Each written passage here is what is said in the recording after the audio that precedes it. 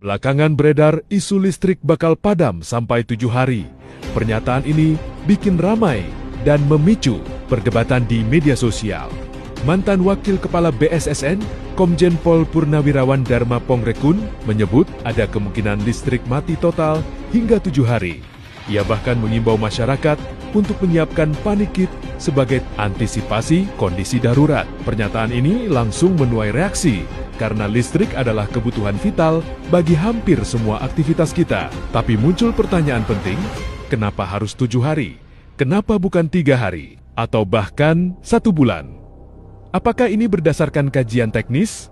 Atau sekadar ilustrasi skenario terburuk? Dalam skenario perang atau krisis besar, dampaknya jelas bukan cuma listrik. Bahkan tanpa perang, gempa, banjir sampai tsunami saja bisa melumpuhkan banyak sektor sekaligus.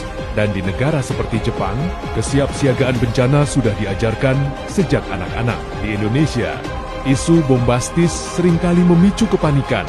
Padahal, kita sudah berkali-kali selamat dari isu besar, kiamat 2012, pandemi, resesi, hingga sekarang narasi blackout. Waspada itu penting, tapi panik tanpa data justru berbahaya. Menurutmu, ini peringatan yang perlu diseriusi atau sekadar isu yang dibesar-besarkan? Tulis pendapatmu di kolom komentar. Balik lagi ke kondisi darurat 7 hari, itu banyak yang bertanya, konsep survival seperti apa? Ketika nanti kondisi darurat itu berlangsung selama 7 hari, apa yang harus dilakukan oleh masyarakat?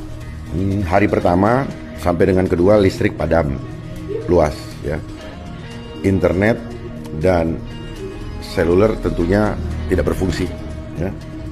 ATM, pompa bensin, mungkin yang punya e-wallet juga terganggu. Hari 3 dan keempat logistik tersendat, air bersih dan sanitasi mulai bermasalah, ya.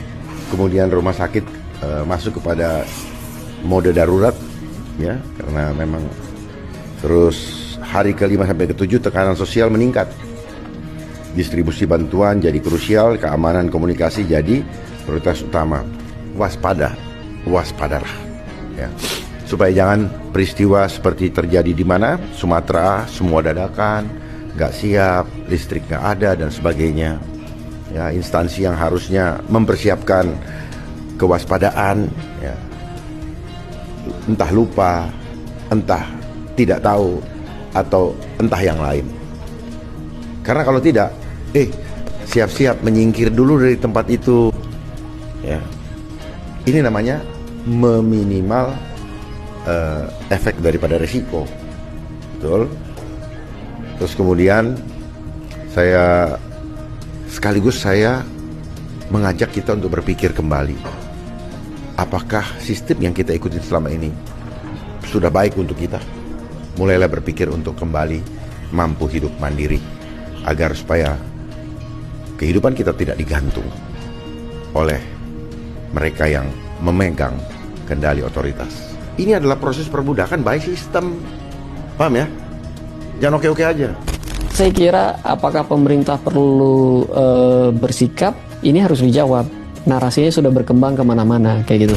Di era modern sekarang ini, everything itu depend sama energi. Ketika energinya shutdown, society itu bisa cripple karena nggak ada satupun dari awal edukasi untuk basic survival. Gitu.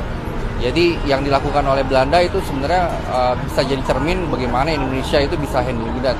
Indonesia kalau under attack, everything shutdown, itu dalam jangka waktu berapa hari total chaos.